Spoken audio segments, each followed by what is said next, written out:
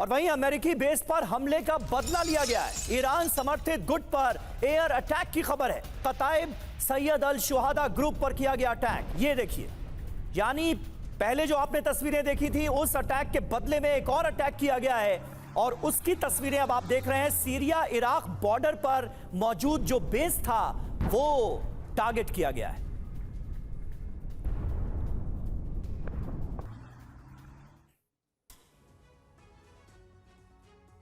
और हमारे साथ इस वक्त तमाम खास मेहमान मौजूद हैं। कुलकर्णी साहब, किस तरह से आप देखेंगे ईरान के इन्वॉल्वमेंट को, आप कैसे एनालाइज करते हैं? और सवाल फिर वही घूम फिर कर आ जाता है कि अगर 7 अक्टूबर को इजराइल पर वो आतंकी हमला नहीं होता तो शायद लेबनान और गाजा की ये स्थिति नहीं होती।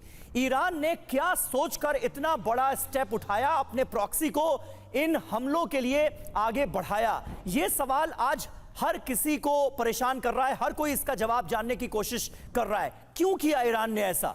इससे तो सिर्फ और सिर्फ यही हुआ कि यह भ्रम टूटा कि ईरान एक ताकतवर मुल्क है।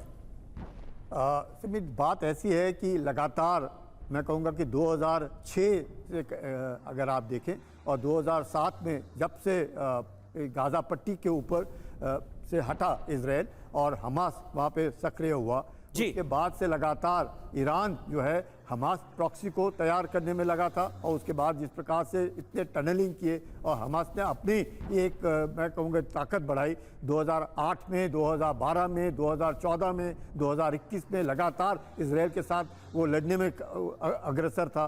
उसी दौरान हिजबुल्लाह जो है उसको भी जिस प्रकार से फंडिंग किया गया, ट्रेनिंग दिया गया, हथियार दिए गए ईरान के द्वारा, उसी वक्त आप ईरान ही देखिए हुदियों को भी तैयार किया गल्फ ऑफ एडन में, बाब एल मंदेब में, तो वो जो पूरा रेड सी का इलाका है उसमें। तो ऐसे इसमें आप देखते हैं कि ईरान जो है अपने प्रॉक्सीज के द्वारा अपना दबदबा मिडिल ईस्ट में रखने के लिए इजराइल के बरखिलाफ करता रहा। अगर आप इसका मैनिफेस्टो देखें, हिजबुल्लाह का भी मैनिफेस्टो देखें, तो उसका 1985 साफ कहता है कि इजराइल का सफाया करना है और हमने लेबनान से जो पश्चिम प्रभाव है उसको कम करना है और ईरान को समर्पित होना है। तो ऐसे हालात में नहीं सर, लेकिन ईरान की तरफ से गलती क्या इस बात को लेकर हुई है कि अपने दुश्मन की ताकत का अंदाजा नहीं लगा पाया ईरान, जिसका नतीजा भुगतना पड़ रहा है उसके तमाम प्रॉक्सी को? हिजबुल्लाह की ताकत जो है वो 60%, 70% कम कर दी गई है। उधर हमास तबाह हो गया है। अब ले देकर एक हूती बचा हुआ है जो कि मुकाबला करता हुआ फिलहाल नजर आ रहा है। क्या ताकत का अंदाजा, इजराइल की ताकत का अंदाजा ईरान नहीं लगा पाया?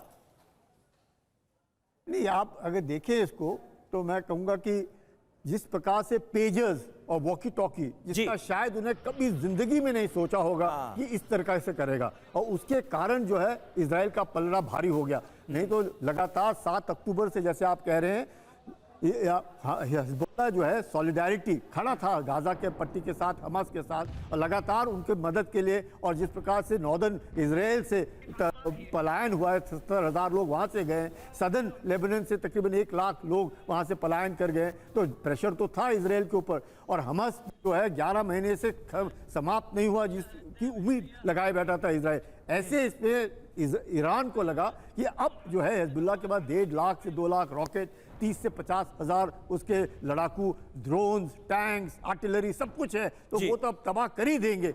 लेकिन जिस प्रकार से 70% उनकी लीडरशिप एक ही दिन में खत्म हुई और उसके बाद जब नसरुल्लाह मारा गया, अब ईरान को भी सोचना पड़ेगा। और खामेनी भी अब हाइड आउट में चले गए। इससे शक होने लगा है कि कहीं पे निगाहें, कहीं पे निशाना, और इजराइल का निशाना है ईरान। तो ईरान जरूर अपने प्रॉक्सीज को शायद मुझे लगता है बोलेगा कि थम जाओ। और यूएसए के भी 40,000 सैनिक उस इलाके में मेडिटेरियन सी में हैं, 2 एयरक्राफ्ट कैरियर हैं। तो आप समझ सकते हैं कि यूएसए उसको भी रीइंफोर्स कर रहा है। तो इजराइल का पलड़ा अभी बहुत भारी है। बिल्कुल ये बात तो सही है। अभी जो परिस्थितियां हैं उसमें इजराइल का पलड़ा बहुत भारी नजर आ रहा है। ईरान की तरफ से सिर्फ बड़ी बड़ी बातें जरूर की जा रही हैं, हमले का बदला लिया जाएगा, ये दावे जरूर किए जा रहे हैं, लेकिन हालात कैसे हैं वो साफ नजर आ रहे हैं।